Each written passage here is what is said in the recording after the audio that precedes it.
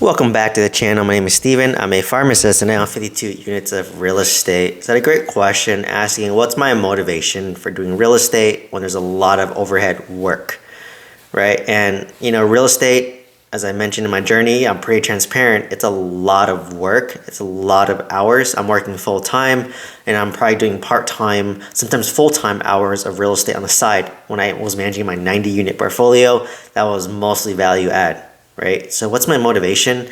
My motivation is that I want to build wealth. I want to attain financial freedom and I want to be able to retire early or have the option to retire early or the option to just work part-time and at my leisure. So for me, that's always been my motivation. Like I don't care to be worth 100 million. If I am worth 100 million, great, but I know it's not really going to improve my quality of life. I'm pretty minimalist for the most part. And, for me, I like simplicity.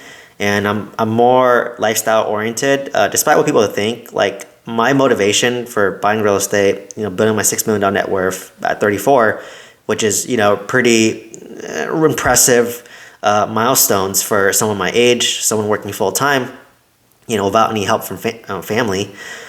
And, it was just for me I just knew I had to grind, put in a lot of work if I wanted a life that not many people have. Right? Does not many people retire early. Not many people want to retire in their 40s. At one point, I wanted to retire at 35, which was squashed. But maybe before 40 is realistic. I'm 34 now, and it's just if you want to do something that most people aren't doing, you have to be willing to put in work that most people aren't willing to do. Right? So I constantly am learning. I'm listening to podcasts, watching YouTube videos, educating myself, join mentorships. I surround myself with people who invest in multifamily real estate. I'm constantly learning. I'm constantly trying to do better. I'm talking to property managers. I'm talking to real estate brokers. I'm talking to lenders. I'm talking to insurance agents. I'm constantly trying to improve my knowledge base to learn about business, wealth building, real estate. It's all connected, right? In an effort to improve myself because I want to basically have the optionality to not work. Right? Like to me, the thought of going to a W-2 job until I'm 65 is not very enticing, right? Unless I want to, right? That's the difference. Like I want to choose to work, not be forced to work. 95% of the world, they are just forced to work. They show up because they need money to pay the bills.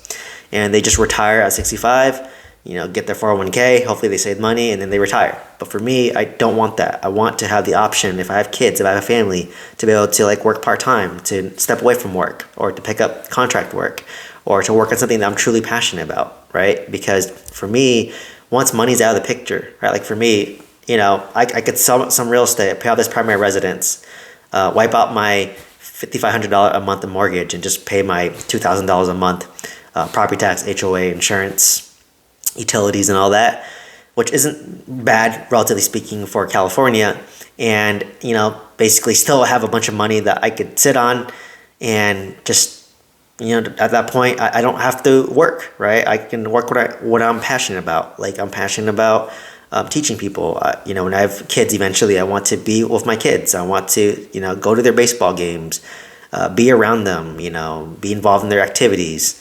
And I want to, really push myself to see what I can do because, my W-2 job, while it's very safe, while it's stable, but you hit a ceiling, right? I'm sure everyone can relate to this who's in a W-2. You kind of just have a ceiling that's imposed upon you by the organization and you can't go beyond that. So you have to stay in your lane and not rise up too high. So for me, I'm curious to see what my full potential is. What would that look like if I did it in real estate? What would it look like if I did that in business? So for me, it's just really a self-fulfillment of working on something that I'm really passionate about that brings me joy, fulfillment. When I'm teaching, when I'm doing these YouTube videos, I love doing this. It's just very natural for me. I like to teach. That's always how I've been. And I've wished that someone could teach me this. And I've never was taught this, so that's why I like to overshare. And I realize that most people I share at work, they don't care or they get pissed off. So I'd rather share it to people who want to hear, who want to listen, who want to get value from it, who want to better themselves. So that's what really, drove me into this. And like I said, I the more I work and put more work, it's really developing me, my character, my values, my mindset. So it's really, that's the motivation, right? A lot of people, I used to think hey, like this person, they make so much money. A lot of like basketball or football players, like Tom Brady, he's made millions of hundreds of $1 millions between his contracts, endorsements. Like, why is he still working as Fox as a broadcaster now? And I said, well, he's just passionate about it. Like, he obviously doesn't need the money at this point, right? He's more than wealthy to do with. But if they're truly passionate about it, like it's kind of soulless to sit at home and do nothing or sit on the beach all day, right? By all means, it's nice to be able to do that, but to feel alive, to feel like you have a purpose in life, you have to be working on something, right? So it's just a matter of like, are you working on something that you're forced to do or something that you really want to do? So like you said, for me, I really want to build wealth and attain financial freedom and build a business and improve myself over time and whatever that looks like, right? So now I'm in the phase where I felt like I'm good at real estate.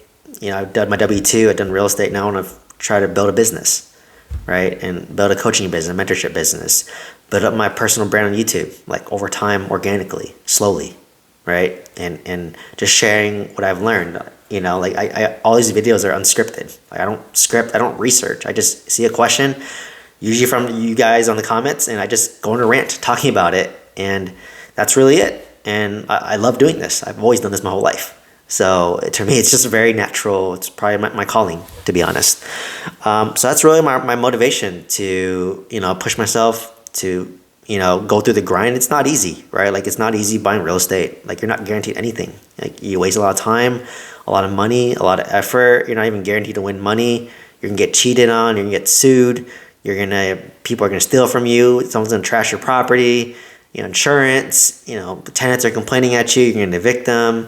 You see everything, right? You see all walks of life when you own real estate, and you've been through everything. So you have to constantly improve yourself so that you are better prepared to take care of higher level problems when they arrive. So that's always been my purpose, and that's been my motivation. So to kind of sum this all up, my motivation is I want a life that not many people have. So I have to put in the work that most people are not willing to put in. That's number one. Number two is I want to push myself and see what I can become. Right? I want to really see what I can become, what my full potential is. I want to work on something that I'm truly passionate about. So, hopefully this gives you some context. Let me know if you have any questions. If you want to buy multifamily real estate with some guidance, check out the mentorship program down below.